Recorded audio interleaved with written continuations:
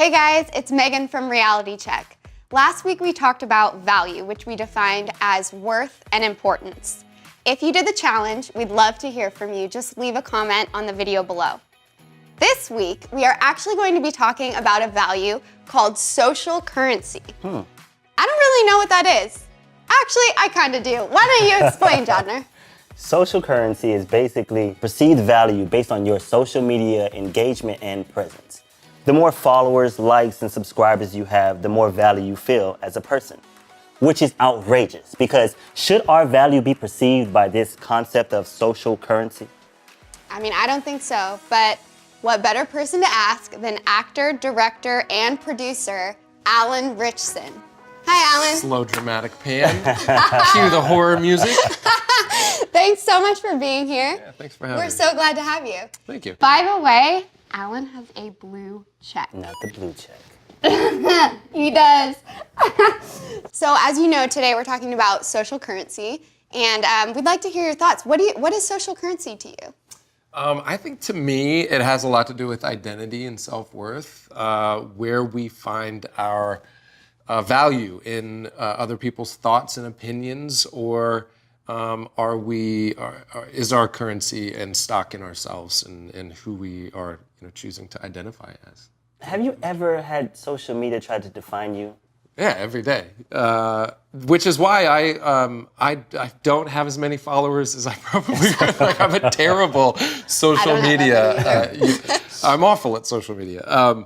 You're told by the studios and executives, the people that hire you, that your job is sort of depends on how many of those followers you have and your worth in the community. It's really hard to separate yourself from that and to understand where the line is between who I am as a human being and what people perceive me to be.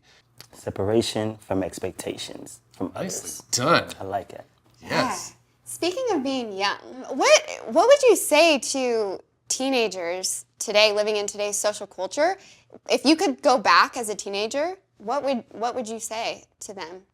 It's tough. I think about this all the time. I mean, my oldest boy is 6 years old. If something good or bad is said about what we're putting out online, does our day go up or down because of it? Do the feelings we have about ourselves go up and down depending on what people think or feel about us? I think as soon as that happens, we've stepped outside of ourselves and we've made that thing an idol.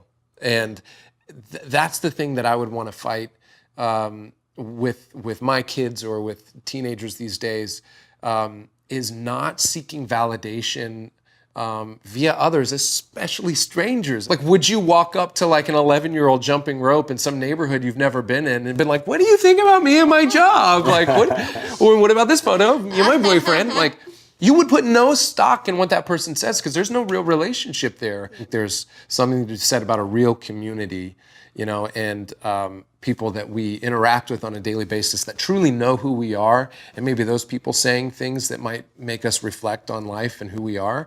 That's different.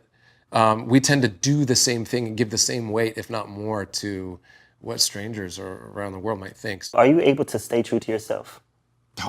It takes intentionality. I mean, you have to be intentional about being you.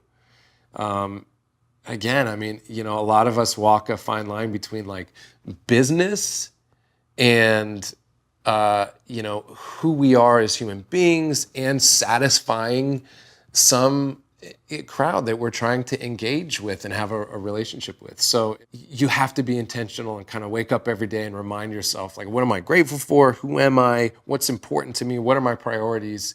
And then if I'm going to share in my adventures and my journey, am I being honest about who I am? And am I okay with the feedback, good or bad?